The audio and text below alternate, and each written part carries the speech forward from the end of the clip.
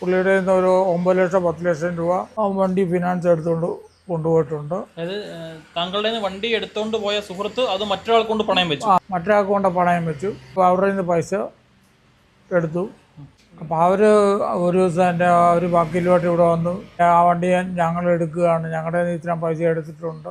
ഞാൻ ചോദിച്ചു, നിങ്ങൾ എന്താ ഇതിൽ പൈസ കൊടുത്തത്? ഇപ്പോൾ RC ബുക്ക് തന്നെന്ന് പറഞ്ഞു. ഞാൻ പറഞ്ഞു, RC ബുക്ക് എങ്ങനെ നിങ്ങൾക്ക്? RC ബുക്ക് എൻ്റെ ഇല്ല. RC ബുക്ക് ഞങ്ങൾ എൻ്റെ കൊടുത്തു വിട്ടിട്ടില്ല. പിന്നെ എങ്ങനെ RC ബുക്ക് എൻ്റെ ഇല്ലാണ്ട്? അപ്പോൾ അവൻ ഡ്യൂപ്ലിക്കേറ്റ് RC ബുക്ക് ഉണ്ടാക്കി കാണും. ഒറിജിനൽ RC ബുക്ക് താങ്കളുടെ കയ്യിൽ തന്നെ ഇരിക്കുകയാണ്? എൻ്റെ തന്നെ. ഒറിജിനൽ RC ബുക്ക് എൻ്റെ തന്നെ. ഡ്യൂപ്ലിക്കേറ്റ് RC ബുക്കും വെച്ചാണ് അവർ ഫിനാൻസ് അവരുടെ പൈസ എടുത്തു. അങ്ങനെ അവസാനം ഇതൊന്നും പറയാതെ ഞാൻ കോട്ടയം SP പരാതി കൊടുത്തായിരുന്നു. അത് 2023 ഡിസംബറിലാണ്. 2023 ഡിസംബർ. അതിൻ്റെ ഇടയ്ക്ക് എനിക്ക് സ്ട്രോക്ക് വന്നായിരുന്നു. അപ്പോൾ അത് ഞാൻ ഹോസ്പിറ്റലൊക്കെ ആയിരുന്നു. അപ്പോൾ അത് കാരണം എനിക്കൊരു ഫോളോ അപ്പ് ചെയ്യാൻ പറ്റിയില്ല. പിന്നെ അങ്ങനെ 2021 ഞാൻ SP പരാതി കൊടുത്തു. SP പരാതി കൊടുത്തിട്ട് അവരെന്നെ വിളിച്ചു പോലുമില്ല.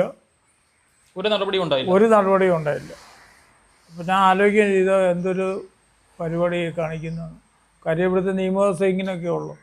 പിന്നെ അവസാനം സഹി കേട്ടിട്ട് ഞാൻ കോടതിയിൽ കേസ് കൊടുത്തു. അപ്പോൾ അതിൻ്റെ വാറണ്ട് ഉണ്ടായിട്ടുണ്ടെന്ന് പറയുന്നു. ഇയാൾക്കെതിരെ വാറണ്ട്? ഇയാൾക്കെതിരെ വാറണ്ട് ഇഷ്യൂ ചെയ്തു. എന്നിട്ട് ഒരു നടപടിയും വന്നിട്ടില്ല. നിലവിൽ ഈ വണ്ടി എവിടെയാണെന്ന് സംബന്ധിച്ച് താങ്കൾക്ക് ഒരു വിവരമില്ല? ഒരു വിവരമില്ല.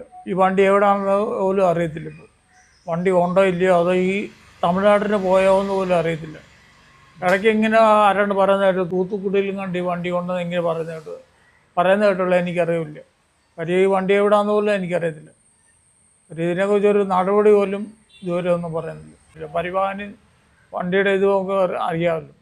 അപ്പോൾ അതിൻ്റെ പെറ്റിയെല്ലാം വരാൻ തുടങ്ങി. അപ്പോൾ ഞാൻ RTO ഓഫീസിൽ ഒരു കംപ്ലയിൻറ്റ് ഇനീഷ്യേറ്റ് ചെയ്ത് എൻ്റെ വൈഫിനെ കൊണ്ടുപോയി. എനിക്ക് പോകാൻ പറ്റാത്തതുകൊണ്ട് എൻ്റെ വൈഫിൻ്റെ അനിയനോട് പോയി RTO